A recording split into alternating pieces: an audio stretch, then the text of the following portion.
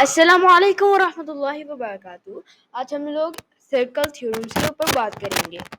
तो ये mostly angles के ऊपर बात करता है।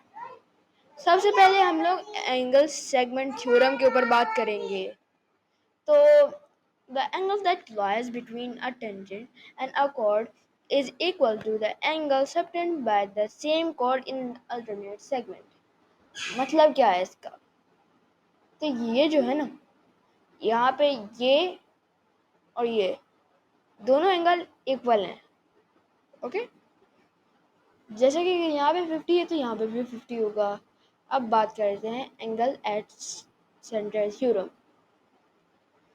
तो the angle at the centre is twice the angle at circumference. मतलब इस तरह से जो सर्कमफेरेंस पे है वो 2 टाइम लेस होगा जो सेंटर पे है। सेम लाइक दैट, जैसे कि यहाँ पे 60 है तो यहाँ पे 120 आएगा। अब एक और के ऊपर बात करते हैं जिसके अंदर कहेंगे हम लोग angle in same segment theorem.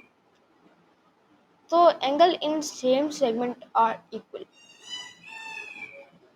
सो यहाँ पे अगर 40 है तो यहाँ पे भी 40 आएगा। अब इसके बाद हम दूसरे थ्योरम पे जाते हैं, एंगल इन सेमी सर्कल।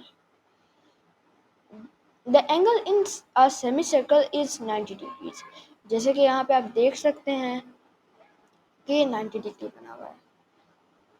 और कुछ इस तरह से दो वैल्यू अगर हमें गिवन हो तो हम लोग फाइंड भी कर सकते हैं एक और एंगल।